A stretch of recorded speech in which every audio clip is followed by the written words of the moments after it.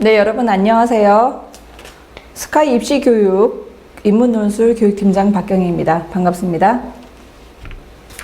네, 오늘 여러분과 한양대 논술 전형 문제를 기출문제 2024년 기출문제로 여러분과 함께 문제풀이를 해보도록 하겠습니다.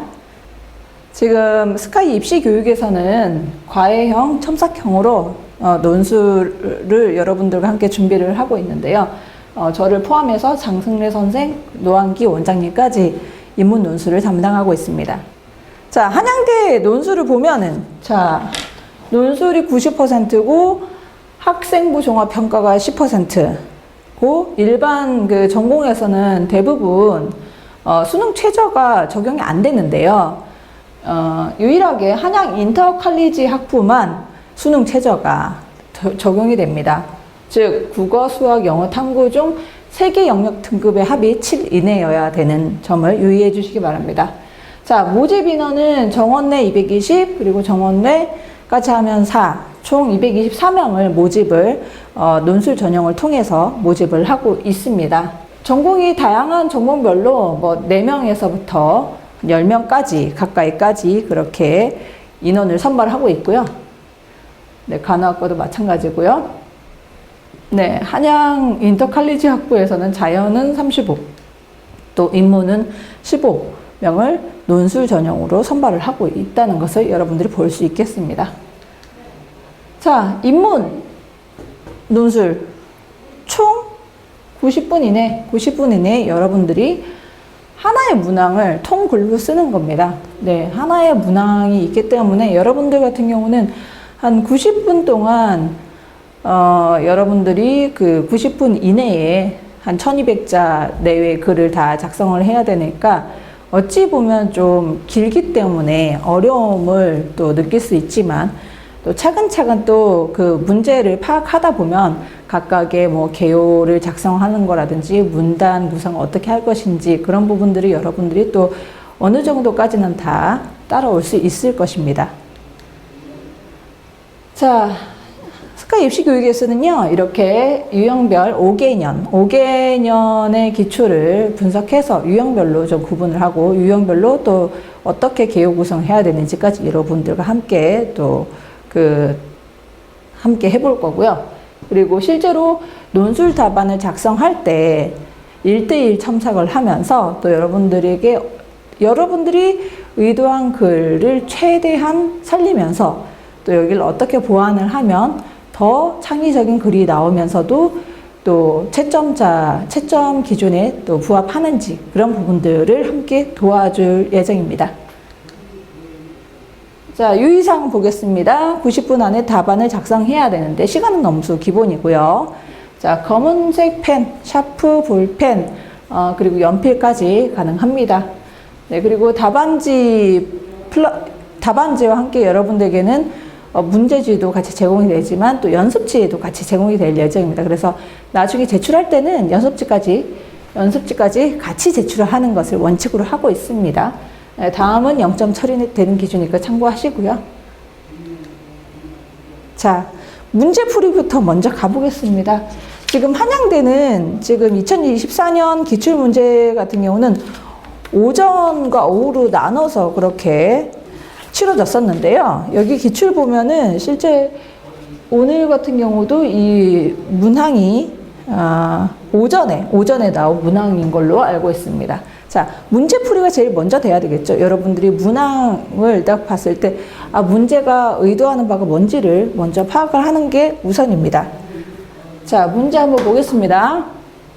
자, 제시문 가의 기억에 대하여 나의 사회계약론. 자, 나는 사회계약론에 대한 얘기인 것 같아요. 어떻게 답할지 2가지 조건을 고려하여. 자, 나의 제시문의 사회계약론 안에 조건이 2가지가 있답니다. 이런 것들, 2가지 조건을 고려하여 논하고, 이거 2가지 조건을 고려하여 논한다는 것은 반드시 들어가야 되는 내용입니다. 그리고 가의 니은, 제시문 가의 니은을 다의 공리주의에 의거하여 정당화한 후, 자, 제시문단은 위로 짐작컨대 공리주의에 관한 내용인 것 같아요. 그래서 이 니은을 공리주의에 의거해서 정당화한 후에 정당화에 대해 자신의 견해, 정당화는 해야 돼요. 공리주의에 입각해서. 근데 이거에 대해서 자신의 견해. 사실 이 부분에 대해서 여러분들이 공리주의에 입각해서 그대로 이어서 할 수도 있겠고요. 아니면 비판하는 방향으로 갈 수도 있겠죠. 자, 이렇게 문제 파악을 한 다음에 이제 제시문을 같이 보겠습니다. 제시문이 길기 때문에 여러분들이 좀 제시문을 먼저 읽었다고 가정을 하면서 여러분들에게 설명을 드리겠습니다. 자, 제시문 가보겠습니다. 자, 기억 나오네요. 기억에서 우리에게는 아직 존재하지 않는 미래 세대에 대한 도덕적 의무가 있는가? 자, 미래 세대에 대한 도덕적 의무에 대해서 얘기를 하려고 하는 것 같습니다. 미래 세대에 대한 도덕적 의무. 요것이 이 글의 주요 중점이 될 것 같은데요. 자, 여기서 주목할 점은 뭐 쭉 이런 내용들이 있어요. 그래서 그 X국의 사례를 생각해보자 해서 X국의 내용이 쭉 여기도 전개되어 있는데요. 자, 천연자원 보존에 관련돼서 미래 세대에 대한 도덕적 의무가 나와 있습니다. 천연자원 보존을 할지 말지에 대해서. 네, 아예 써버릴지 아니면 이것을 미래 세대를 위해서 좀 남겨둘지 이런 부분에 대한 건데, 만약에 보존을 한다고 할 경우에는 산업구조 재편해야 되고 일상이라든지 그런 부분에 대해서도 생활 방식을 변경해야 되는지 그런 내용들이 쭉 있어요. 네, 그래서 현재 세대의 복지 수준은 자원을 써버릴 때보다는 낮아지지만, 자, 미래 세대의 복지 수준 높아질 것이다. 즉 이렇게 어찌보면 보존한다에 목표를 두고 하게 된다면 생활 방식도 다 바꾸고 산업 구조도 변경하고 막 그렇게 해야 되는데, 그런 부분들이 결국은 미래 세대의 복지 수준을 높이는 데 기여한다. 그런 내용이고요. 쭉 내용이 있고, 반면 천연 자원을 대부분 써버리면, 자, 여기서는 보존하는 게 하나가 있고, 써버린다. 아예 그냥 다 고갈시켜버린다 하면은 현재 세대는 편리하겠지, 미래 세대는 복지 수준이 낮아질 것인데 미래 세대가 자원 부족 때문에 겪게 될 불편은 훨씬 클 것이다. 자, 여기 보면 현재 세대가 누리는 복지와 미래 세대가 겪게 될 불편, 복지와 불편, 이 내용들이 계속해서 이렇게 좀 균형점을 갖고 그리고 같이 나오고 있습니다. 단 두 경우 모두 현재 세대나 미래 세대의 삶에 살만한 가치가 없을 만큼 나쁘진 않을 것이라고 가정하자. 이런 식으로 이런 제시문가는 계속 돼 있고요. 자, 기억이 미래 세대에 대한 도덕적 의무, 특히 X국 같은 경우는 천연자원 보존과 고갈을 사이에 두고 현재 세대의 어떤 복지와 미래 세대의 그로 인한 불편과 편리함, 복지, 미래 세대 복지 이런 것들을 계속해서 좀 비교하면서 글을 전개하고 있다는 것을 알 수 있겠습니다. 자, 근데 여기서 주의할 점이라고 해서 제시문에서는 좀 현재 세대가 자원을 보존했을 때 생겨날 미래 세대 사람들 요거를 A라고 짓고, 또 대부분 써버렸을 때 자원을 보존하지 않고 써버렸을 때 생겨날 미래 세대 사람들 이 B라고 한다면 이 사람도 동일한 사람이 아니다라는 것을 얘기를 하고 있어요. 이건 좀 주목을 해야 될 필요가 있는데, 이게 실제로 그 첫 번째 같은 경우는 미래 세대에 대한 현재 세대의 도덕적 의무에 대해서 얘기를 했다면, 그걸 천연자원을 얘기를 했다면, 요거는 또 다른 내용이죠. 실제 그 보존했을 때와 안 했을 때의 미래 세대 A, B는 다른 존재다라는 것을 전제하고 얘기를 하고 있어요. 자, 그 내용에 대한 근거들이 나오는데, 현재 세대 자원정책 선택은 뭐 쭉 해서 여러 영향을 주고, 또 결국 쭉 영향을 낳고 또 해서 이게 미래 세대 시간이 흐를수록 미래 세대에 미치는 영향들에 대해서 설명을 하다 보면은, 자, 이런 자원 정책의 차이가 보존하든지 아니면 고갈시켜버리든지 그런 차이가 야기한 생활 양식 변화 때문에 미래 세대의 구성원은 크게 달라진다는 거예요. 그래서 A와 B로 구분된다. 그런 내용이고요.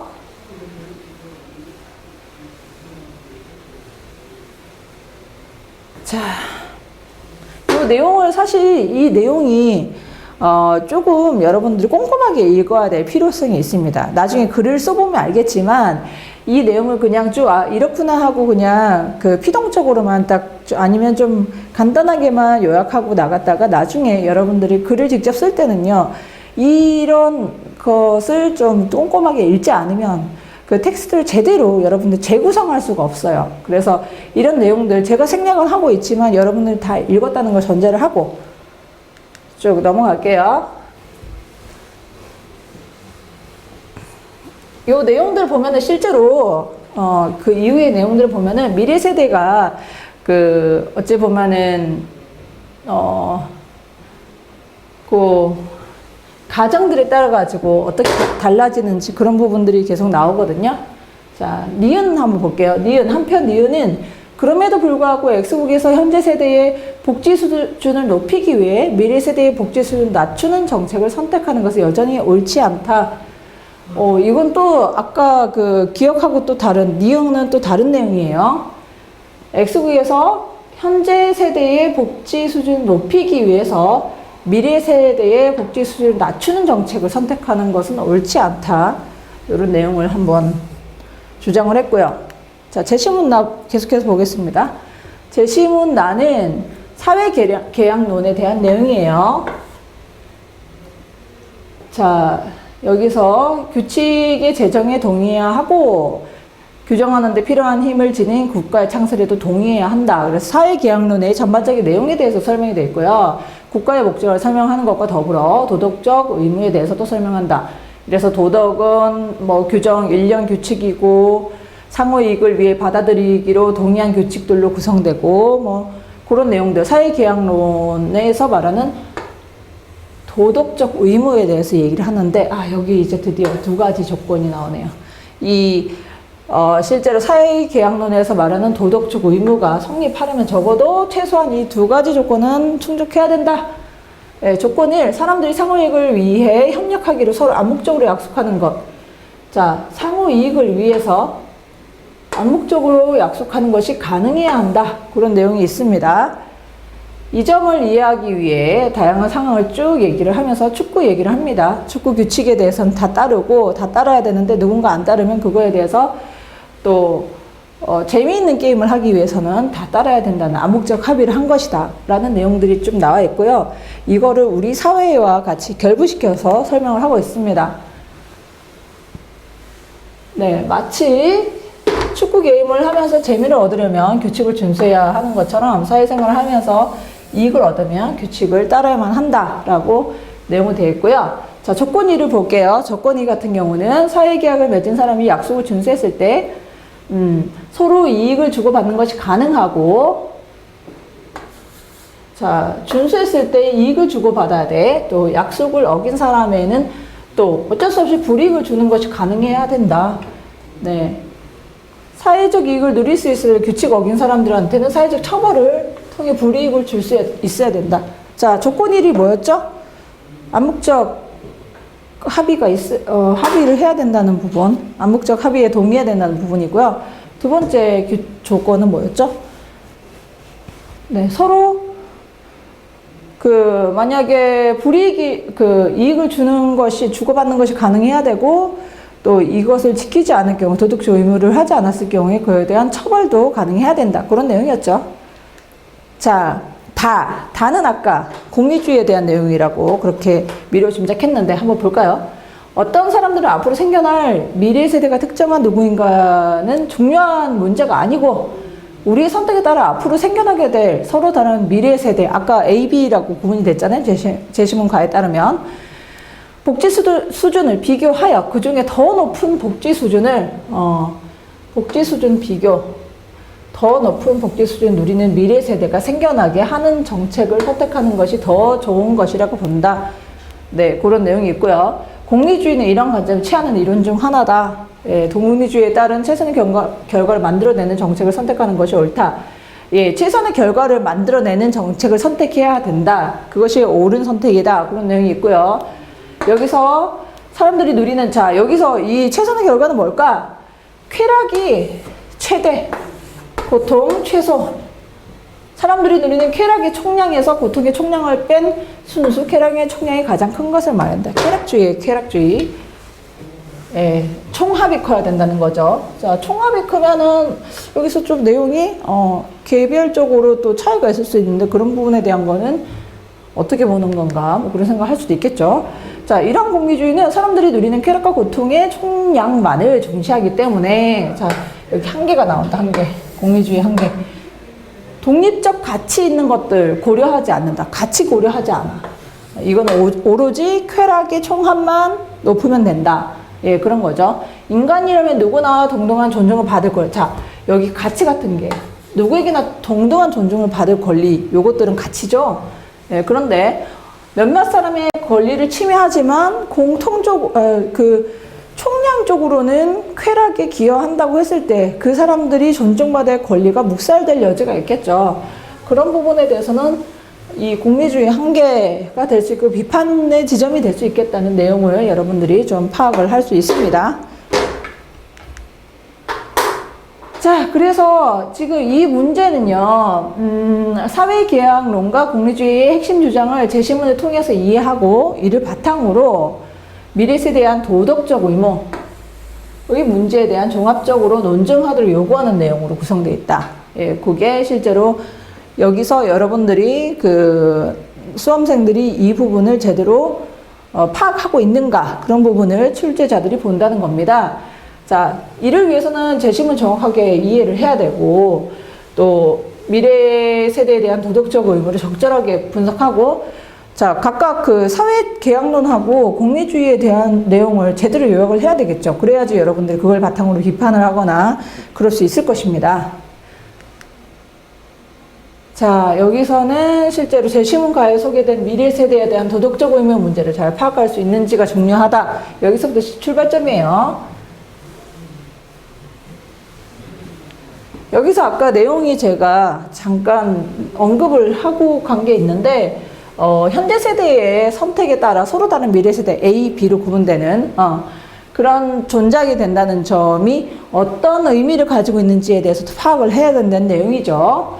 맥락에서 현재 세대와 미래 세대 간의 사회계약론의 두 가지 조건은 만족될 수 있는지 여부를 근거와 함께 여러분들이 제시를 해야 되고요. 또 공리주의가 미래 세대를 위한 자원보존 정책을 어떻게 정당화할 수 있는지에 대해서 여러분들이 그 공리주의를 근거로 해서 끌어내야 돼요. 정당화시켜야 돼. 정당화시키고 근데 아까 다해서 공리주의 봤는데 그 가치, 독립된 가치라든지 아니면 인간 존중 뭐 그런 것들에 대해서는 고려를 하지 않을 수도 있다는 거죠. 쾌락을 우선시하기 때문에 그런 부분들은 공리주의 한계가 될 거고 또 이러한 부분들에서 문제점을 여러분들이 또 제대로 평가를 하면 한편의 좋은 글이 완성이 될 것입니다. 자, 이 내용에 대해서 평가의 내용. 자, 도덕적 의무 문제 정확하게 이해했는지, 자원을 보존했을 때 생겨날 미래 세대의 사람들과 A과 B가 동일한 사람이 아니라는 그 의미가 뭔지 파악했는지, 또 나의 소개된 사회계약론을 정확하게 이해하고 미래 세대와 현재 세대 간의 두 가지 조건이 각각 만족될 수 있는지 여부를 설득력 있게 여러분들이 논증하고 있는지, 그리고 다의 공리주의를 정확하게 이해하고 잘 요약을 해야 되겠죠. 그리고 이를 바탕으로 미래 세대에 대한 도덕적 의무의 문제에 잘 적용하였는지 내용이 될 것입니다.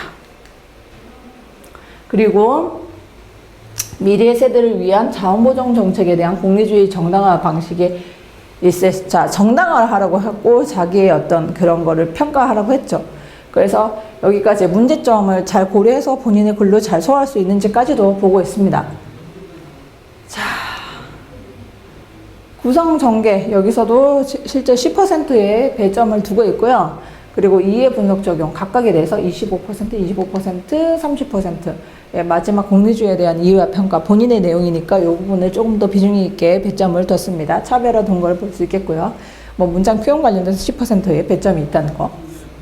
자, 여기서도 마찬가지로 그 합격자 예시 답안 한번 보겠습니다. 우수 답안이라고 해서 아마 좋은 성적을 거뒀을 건데요. 요 학생의, 이 수험생의 글을 한번 보면서 설명할게요. 자, 이 수험생은 어떻게 글을 썼는지 전개 방식을 보겠습니다. 제 시문가의 기억인, 자, 기억을 설명합니다. 우리에게 아직 존재하지 않는 미래 세대에 대한 도덕적 의무가 있는가? 요걸 그대로 따왔네요. 라는 질문에 제 시문 나의 사회 계약론은 부정의 대답을 할 것이다.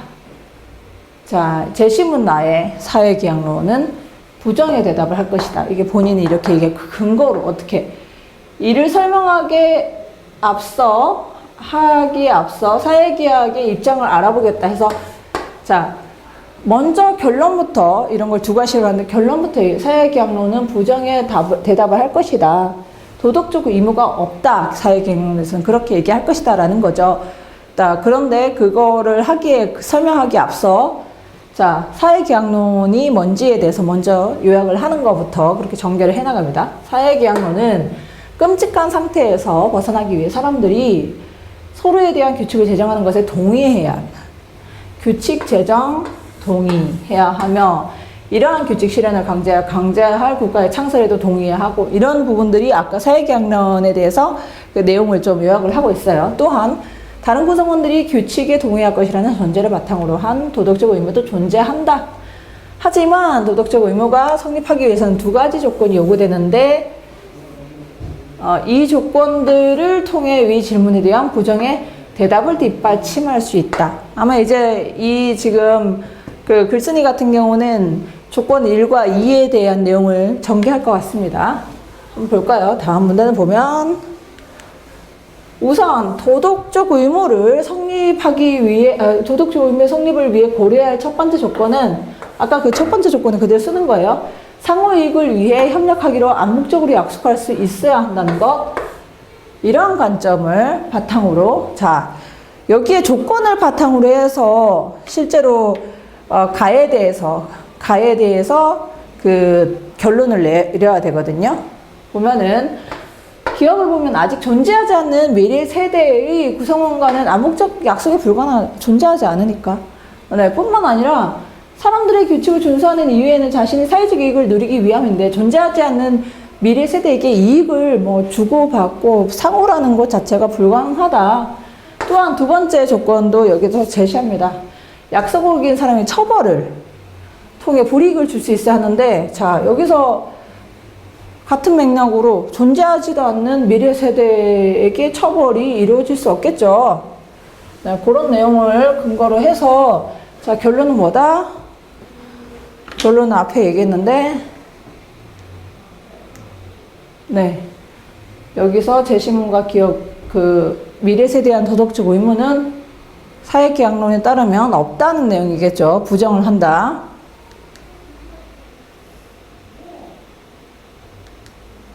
자, 한편 제시문가의 니은 현재 세대의 복지 수준을 높이기 위해 미래 세대의 복지 수준을 낮추는 정책은 옳지 않다는 주장. 자, 다시 한번 읽어볼게요.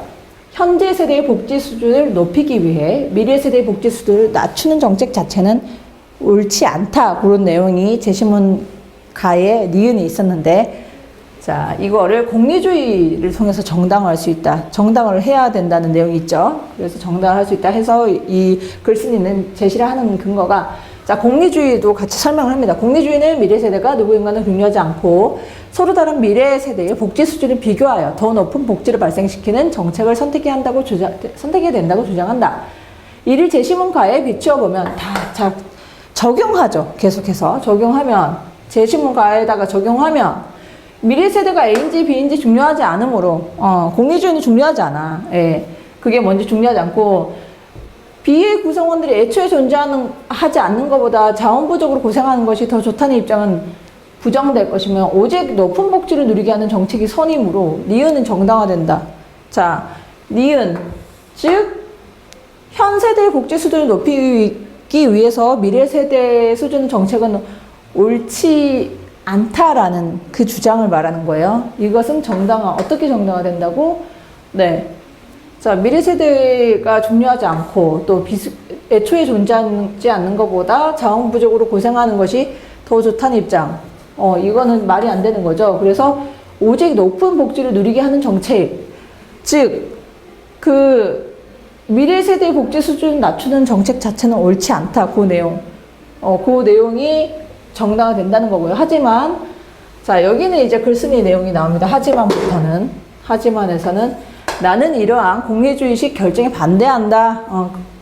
자, 여기서 반대한다 하고, 아까 공리주의의 문제점 내지 한계를 좀 잘 활용해서 작성을 하면 되겠죠.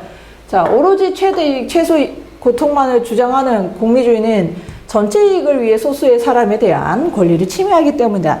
아까 개인으로서 존중받을 권리 같은 그런 내용이죠. 가령 특정 정책을 결정한다고 하였을 때 순수 쾌락의 영을 따지는 과정에 있어 제외되는 소수의 사람이 분명 존재하고, 그런데 쾌락에 최대함을 집중하면 사회 구성원의 존중을 받지 못하고 희생당하는 것이 공리주의 한계다. 그래서 적으로 바라볼 수 있다라고 그렇게 결론을 내고 있습니다. 자, 여기까지가 한양대 2024년 기출 문제에 대해서 문제풀이를 여러분들과 함께 했습니다. 예, 함께 해주셔서 감사합니다.